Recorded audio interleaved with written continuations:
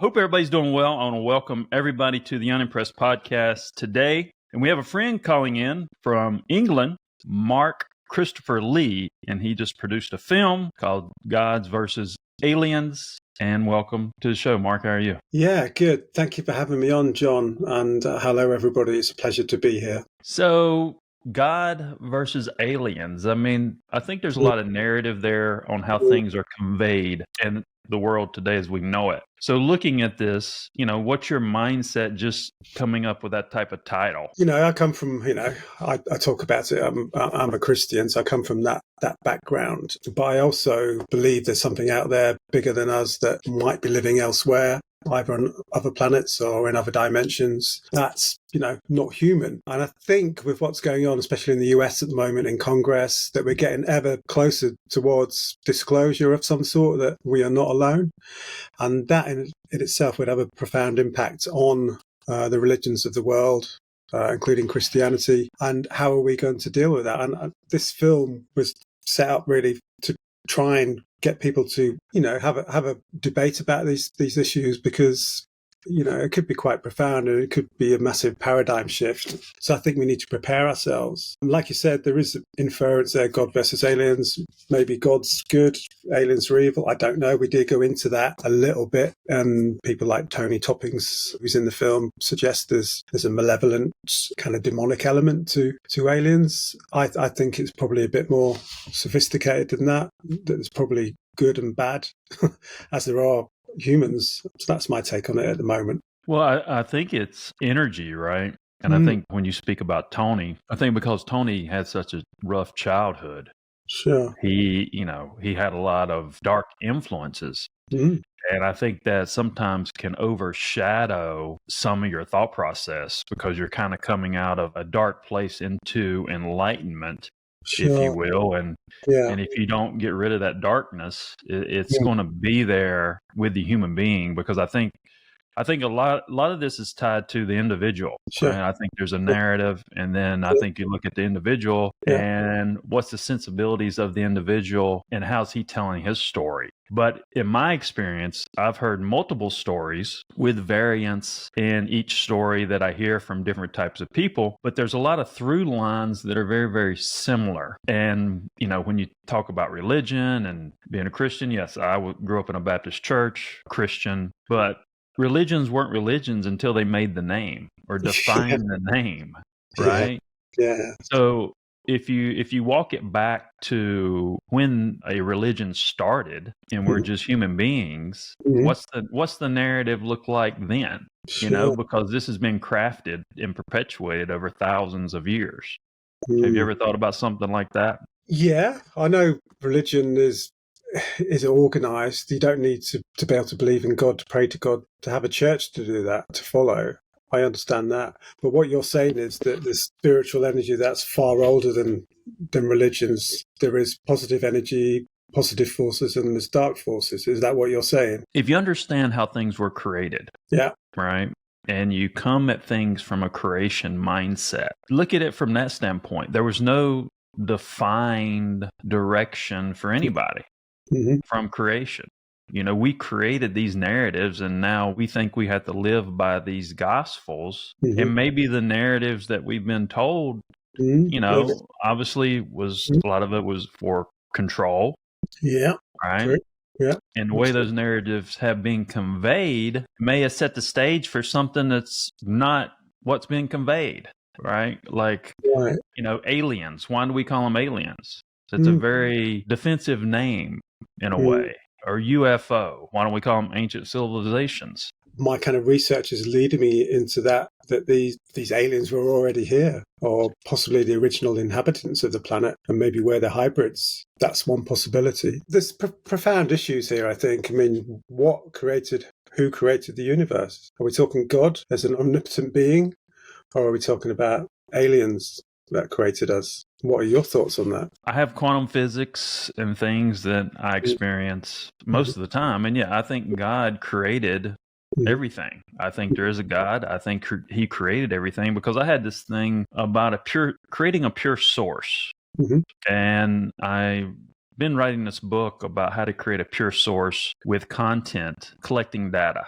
And, a pure source of data is demographics, which demographics can define the actions of a human being. And I always said the structure was linear to everything and everybody, because this thing I put together could reset your life, could reset your business, and it kind of gives you a pathway to get to consciousness. And the more I dug into that, this thing of creation of four came to me. And I talked to Samuel Chong, who's an interpreter who interpreted the Theoba prophecy. And I never talked to him before. And I started talking about creation of four. And I was starting with the universe, because the universe is in 4 parts. Right. And then you go to the planets. You have 4 terrestrial planets. You have 4 gas planets. And I think the way our planets have been defined is incorrect, because you can see how the human body is tied to our planets.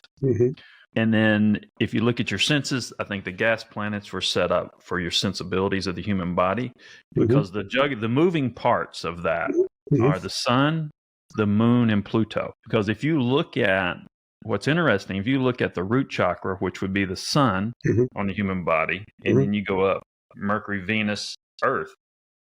Earth is the heart chakra. And I don't believe that's by coincidence, right? Mars is the throat chakra. And this is where Da Vinci, and I don't even know where this information came from. It's just this is where Da Vinci and them kind of got things messed up, because the third eye is the moon, and the crown chakra is Pluto. Right. And that makes a lot of sense. Pluto's on the edge.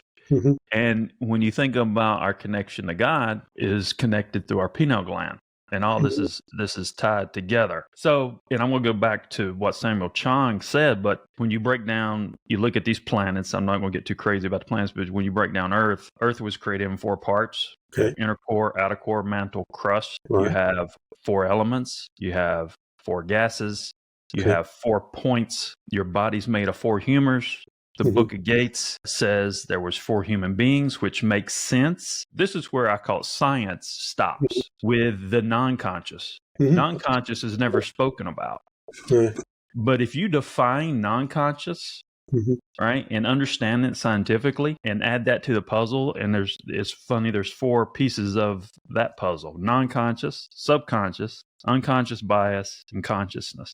4 parts. We never talk about the non-conscious, because I think scientists are scared of that, because if you look at that, you would have to understand that in that direction, and that have that pattern, that there had to be more than 2 people, 2 types of human beings put on this earth to start the humanity or whatever it was. Right? Based on the non-conscious. Because you had to have 4 different directions. It makes sense. The earth is in 4 different directions. So when you talk about the non-conscious, it doesn't take in, the part of your emotions and everything else. There's 4 directions. 4 directions of 4 different human beings. But then going back to Samuel Chong, he said in the Theoba prophecy that God created everything with 4 powers. And I was right. And I never talked to this guy before. And he kept going back to that. And he said, that's ancient knowledge that you're talking about.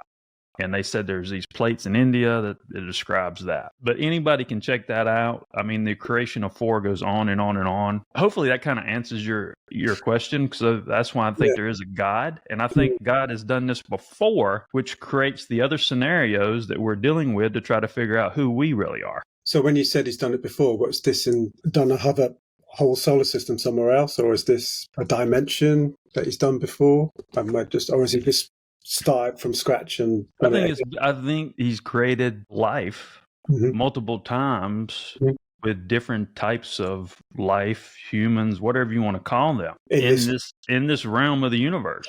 Okay.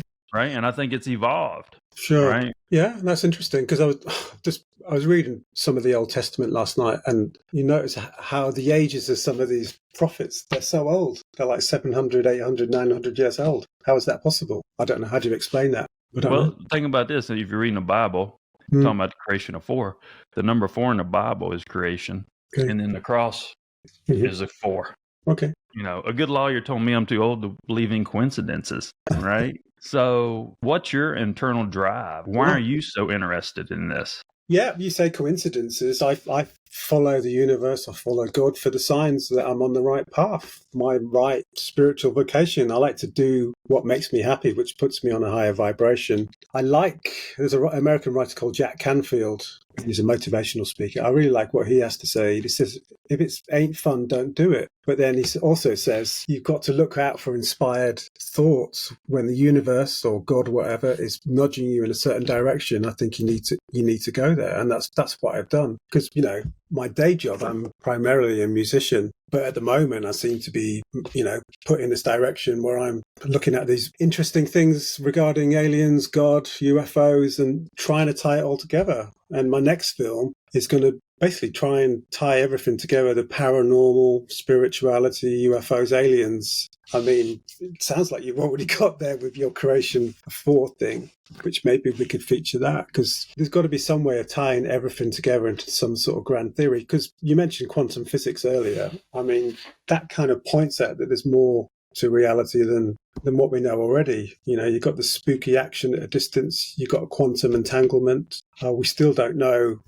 what drives these, and why they happen. And we still don't know, you say about consciousness, where does consciousness lie? I don't think it lies in the brain. I think, well, I want to go back to the Creation 4, right?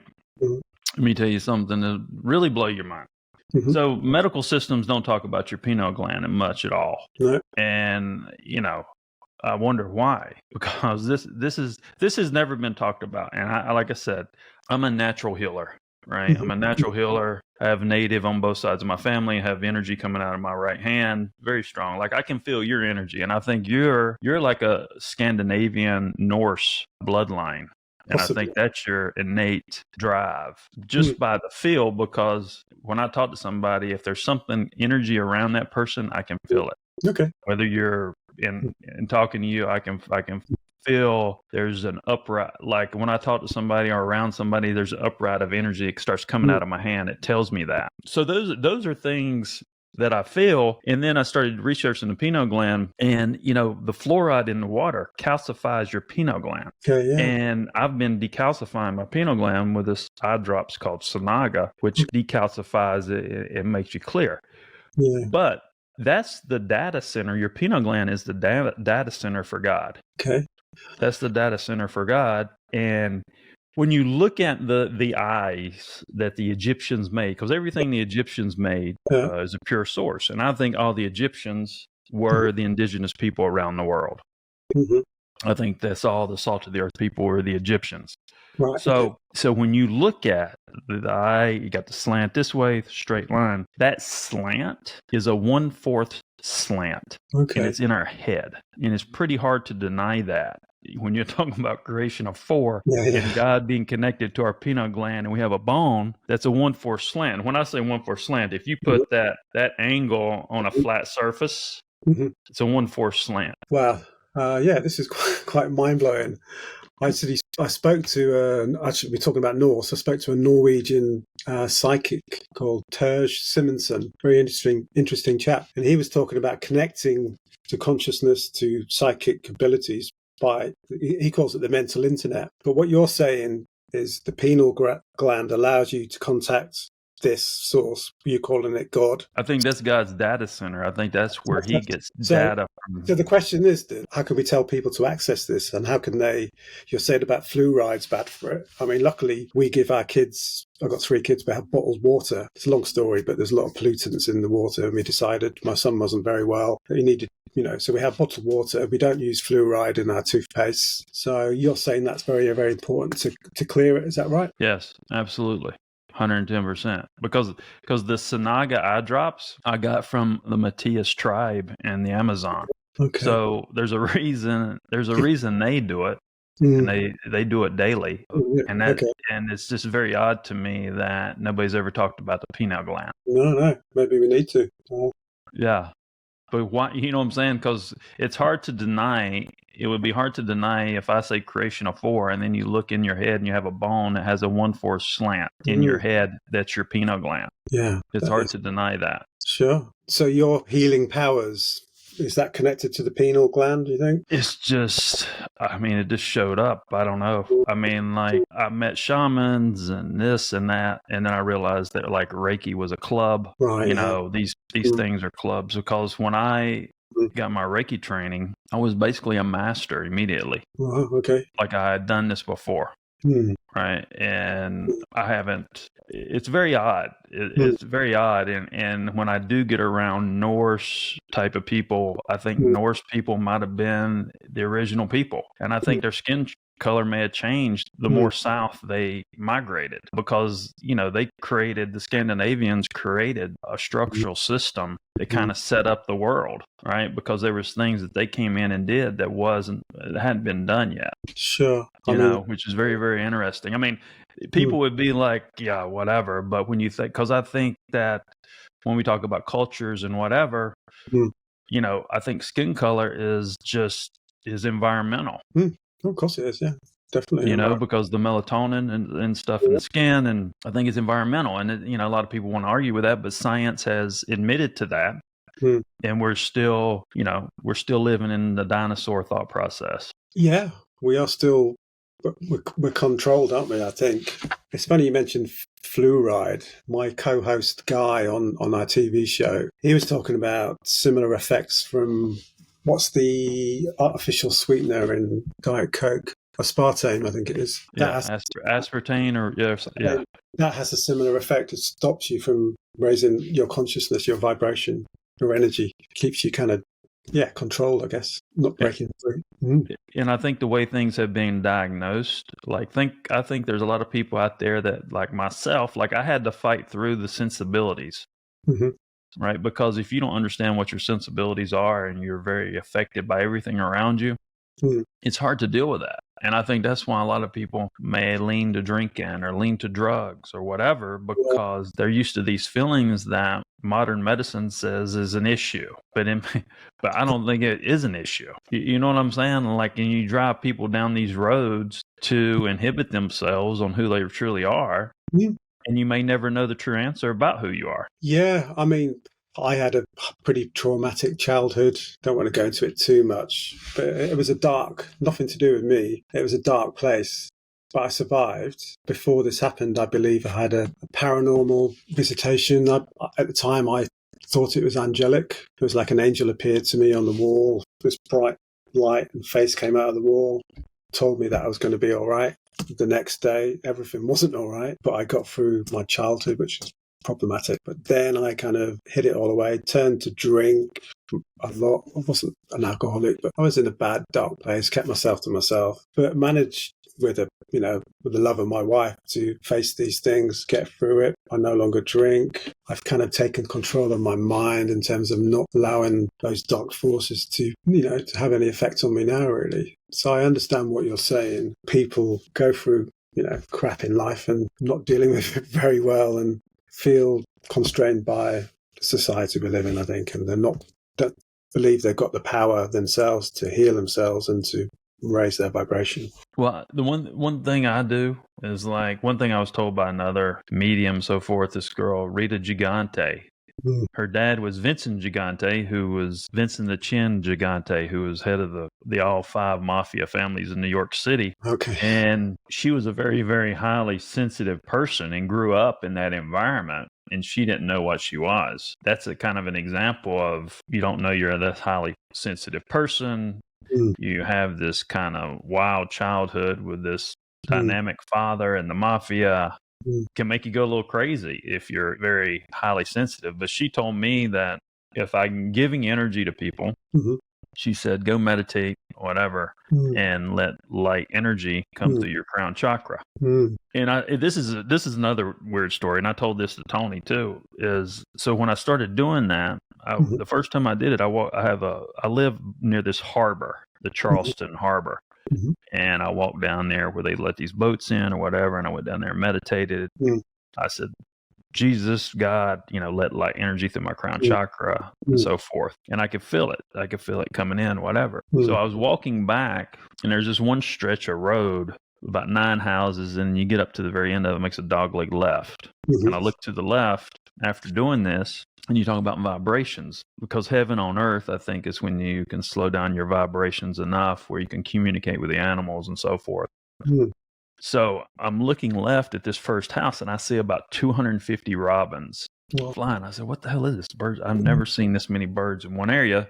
Is this a bird sanctuary, whatever? So I start walking, and as soon as I start walking, this flock of birds come behind me, and there's 5 or 6 robin on the sides of my feet. They're like flying in front of me, and I'm walking. There's none behind me. They're all going forward. So I walk. They follow me, literally walk with me all the way down to the end of the road.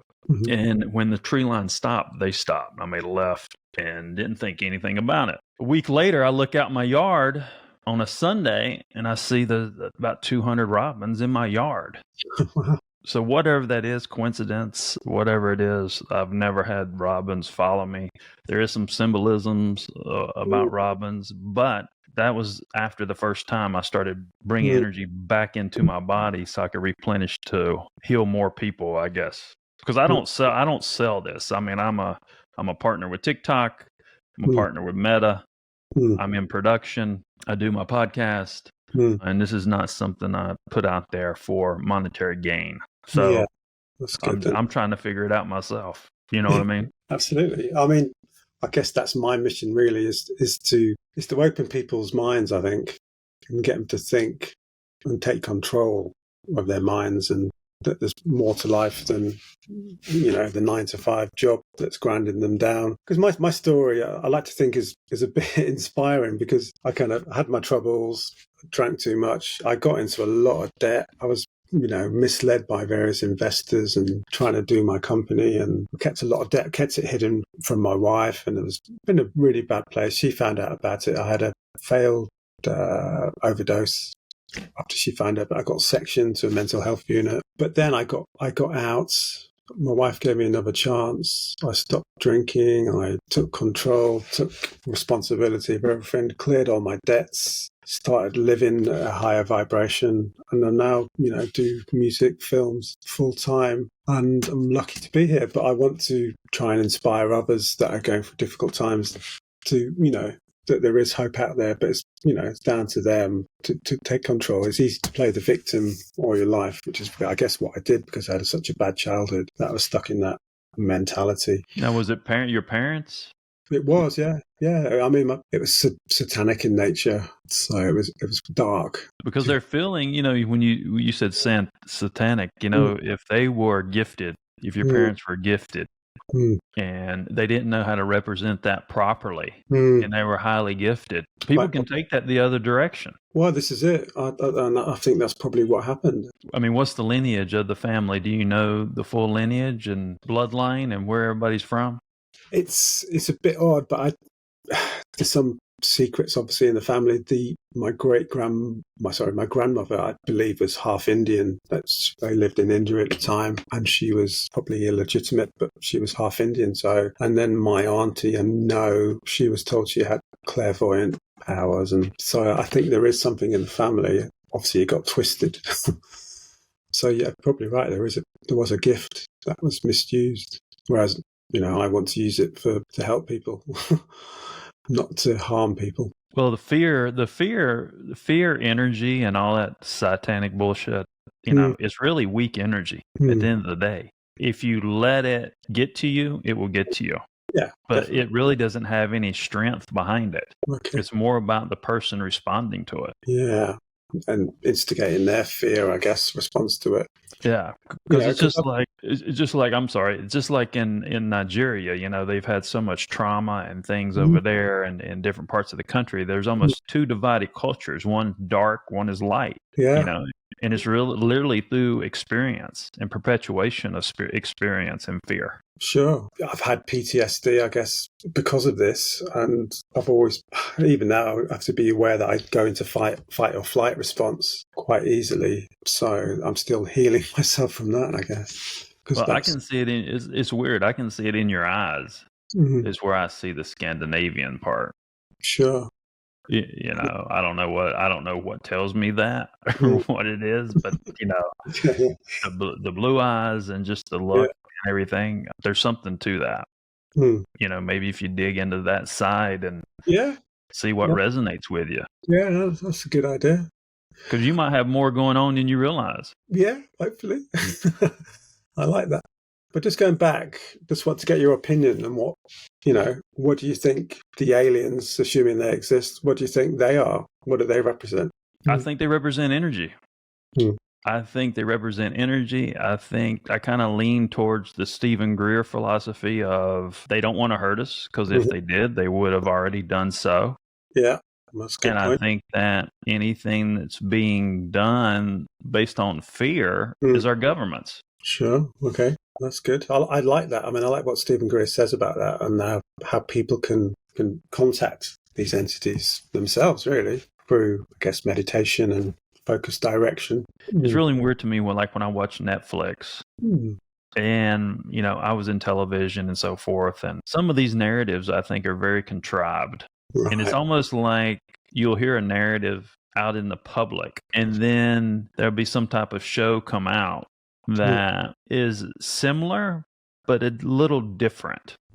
Just a kind of twist. And it's almost like that's too much of a coincidence to me as well. Right. Like why? Why are you trying to mask a narrative and twist the thought process a little bit with programming? Yeah, I mean, the CIA, I guess, that's what they've always done, is using popular entertainment to program. I mean, what I think is happening at the moment in the US especially is that with the UFO phenomena, whatever you want to call it, the US military wants to form the narrative that it's a threat to, American democracy. So it's ramping up the military and ramping up the fear that these things could harm us. And I think people like Luis Elizondo kind of play into that a little bit. I admire him for coming forward and talking about it, but he always says, what are these things are here to do not very good things. But then, like you said, Stephen Greer, who's been investigating a lot longer, says they're not here to harm us because, it makes the quite valid point, like you said, that they would have already done that. He said that 90% of the narratives out there are misinformation. Yeah, I quite believe that. Yeah. It's just like the 0 point energy he talks about. When he talks about 0 point energy, it's symbiotic energy. Mm-hmm. And it makes sense as one. If we utilize that technology and utilize that energy he talks about, it would solve world hunger. Everybody could be self-sufficient. You wouldn't need gas. You wouldn't need power lines, anything like that. So the basis of it is in line with creation, because God wanted to create everything as one, right? And everything being symbiotic, right? So, that's the thing I don't understand is we have all this information in front of us, and people just, divine could be sitting right in front of them, and nobody does anything. Why do you think nobody does anything? Why? Why don't they do anything? Because they don't perceive it. Think about all the narratives that are out there right now. Nobody's really freaked out about anything. Have we been that dumbed down? Possibly. I mean, what do you think about the climate change agenda? Do you think that's real, or is that being pushed on us? I mean, I have an environmental studies degree, so I understand. I would get the information. Well, I interviewed an astronaut, and an astronaut said one time that Earth could reset itself at any time, and you wouldn't even know that anything was here. Well, this is the thing, isn't it? The most dangerous thing is we have another pole shift, magnetic shift of the poles that would just wipe us all out. It's probably happened in the past as well. But if the Earth is rotating, and different parts of the Earth are facing the sun that haven't faced the sun in a certain period of time, it stands to reason that, yes, shit's going to change. That's a tough one. I think there's a lot of percentages to that one. And I think there's a lot of things that are hurting the environment. But as far as the overall narrative, I think the overall narrative may be a little strong, maybe kind of over the top. Follow the money. Absolutely, always follow the money, yeah. Because at the end of the day, it's the poor working class people that are asked to make all the sacrifices, and they're the ones that are being hit hardest by it all, not the oligarchs and those in power. I guess that's my response to it. What are your thoughts on possible end times, and do you believe in second coming? And do you think that's... I don't know. I think that a lot of the dark narratives that or plan to happen. I don't think they're going to happen. I think people are going to be surprised, and I think whoever this is going to go down fighting as hard as they can, and it may get worse before it gets better. But I think they're going to get some pushback. Sure. Okay. And what are your thoughts? Because I go into it in the film a little bit. I speak with Professor Avi Loeb about AI and the role that AI will play in all of this. Do you think AI is a danger? I mean, I make the point that AI will never have a soul, which, us humans have. Well, I will say this about AI. When you think about a pure source, if something's mathematical, architectural, something that is, you put numbers in and you get the answer, it comes out the other end, you can get those answers a lot quicker. But I think when you use AI that is based on human behavior and human data, if we don't reset the data, reset the information, the processes are going to be get done faster, but you're still going to have the same outcome. Yeah. Because the AI only is going to respond on the data it's given. Yeah. So the people that are out here having a knee-jerk reaction about it, they just need to slow down because they're not going to get it right. I think they're 5 years away until they get it right, until these people and these entities realize that the data that we have is so convoluted and off. Most of the data people have is off 20 to 30% from a pure source. Yeah, let's continue to get bad answers instead of resetting whatever it is to re-engage and build something properly with a foundation of demographics that is a pure information, right? Or birth things the right way with pure information. Okay. Because I think we're at that point where everything needs to be rebirthed or birthed the right way.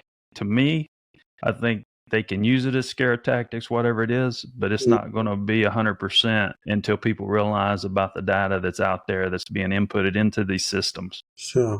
Yeah, I understand that. My opinion on AI is that, like I said, it doesn't have a soul. Like you're a healer, you tap into God, you've got your pineal gland, the God data receptor, whatever you want to call it. AI is not going to have that ever. Do you think? No, and AI doesn't have quantum physics. No, so that's not... Because if you think about non-conscious, the non-conscious is the human body without emotion. All right, there's a lot there that how's AI going to explain that non-conscious? Yeah, it's not going to, and it's not going to be able to tap in to God, to the energy out there, to the universe. It's not going to get into higher dimensions. Well, I had Avi on the show as well, and he made me realize that these scientists are in one lane, right? And when I interviewed him, he was like, "I've never been interviewed like this before." I bet, yeah. So, and it's almost, and this is. And actually, he triggered another mindset for me. That made me realize that even the smartest people in the world, they're all going at things with a discovery mindset, right? If you go at things with a discovery mindset, it's going to take you longer to figure out the answer because he's just staying in his lane of discovery instead of going from a creation mindset. Yeah. Right. And connecting pieces outside of his lane that could give him answers. But because of the laws and stuff in science, they don't want you to do that for a reason. Absolutely. I mean, fair to Avi, he is one of those scientists that will go there and look at possible extraterrestrial rocks in the ocean. And he's open to the mindset that there is life elsewhere. But like you said, he's in his lane set. He's a scientist. He's a classical scientist. I mean, he's pushing it a little bit for scientists, but I understand.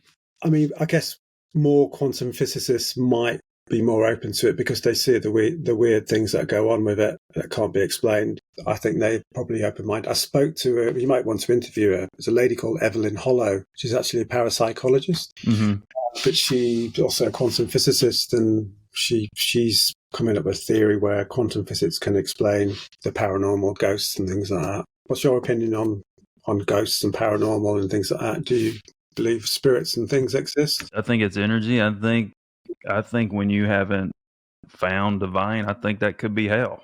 Sure. I think you stay here. Your energy can get stuck in between. Okay. Yeah. I think God wants us to be perfect.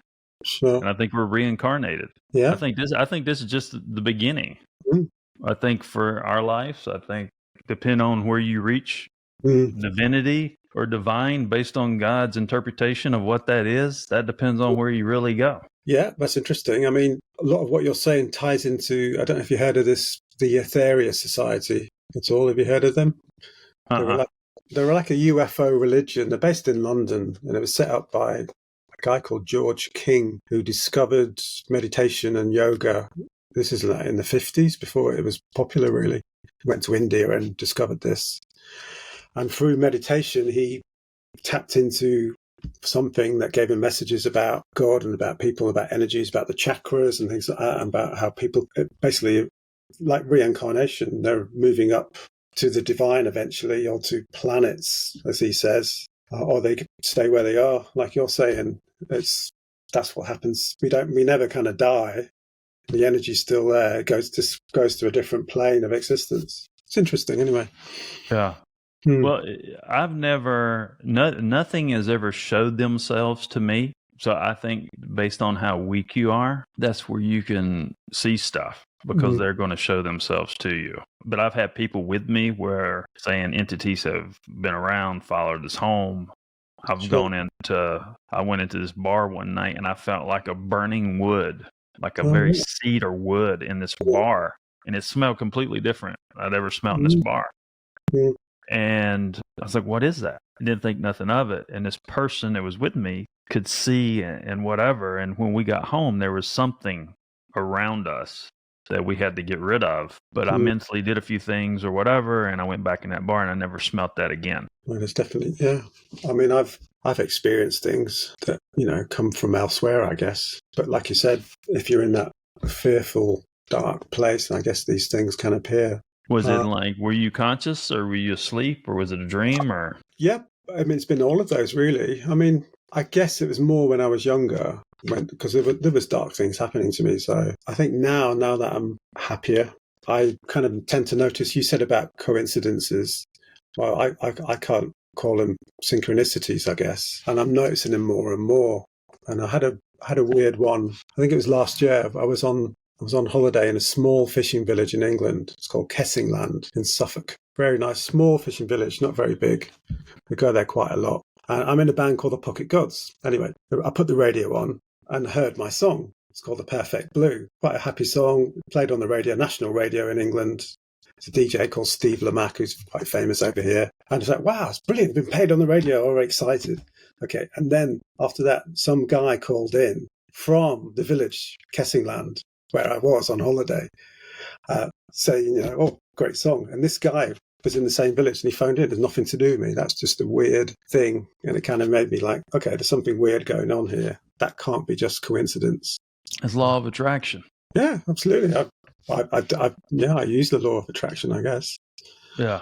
Tone, I think, well, that's part of my process. When you establish a certain tone, when you understand your foundation, you understand your sensibilities, you communicate with a certain tone. So the people you hang out with probably have a very similar tone to you. So by law of attraction, you have innately these things that are connected or attracted to. That is a natural thing. And we forget about law of attraction. Yeah, I mean, I use it a lot. I mean, it was Jack Canfield that opened my eyes to it. And he's the one that said, when the universe gives you inspired thought, you need to act on it. And the inspired thought that changed my life was I read a newspaper article about songwriting in England. And it was an American professor saying, why are songwriters still writing 3-minute pop songs when the likes of Spotify, Apple, etc., they pay out a royalty after 30 seconds, and it's not very much. So why write longer songs? So I took that idea and I thought, okay, I'm going to put 100 songs on one album, all 30 seconds long. It's a crazy idea. Why would anyone do it?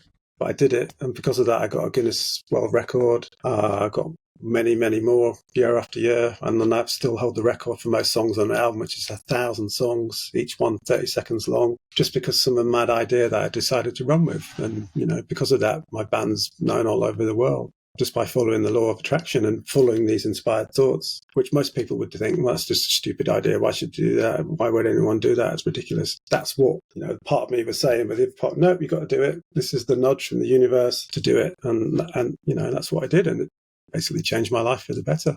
Interesting. Now, do you sing in the band? I do, yeah. Sing, play guitar. I mean, this is the whole thing as well. It's like, been doing it 25 years. It's taken me 25 years to get to the position where I'm doing it full time. So I interviewed John Ilsley too. Oh, right. Brilliant. He's out near that area, England somewhere, isn't he? He's a lot more famous than me, though. Is he still playing? Yeah. That's good. But there's something, talking about you and him, you're a little quieter than him, but a very somewhat similar mannerisms, because he's actually an artist, and painter. Yeah, absolutely. And we're talking about his sensibilities, and he's like, well, that's a personal question. And I said, well, I think that, I was like, well, I think that makes you an artist, those sensibilities. Yeah. Because you got to feel all those things to create, I think. Yeah. That's my mission. I need to create.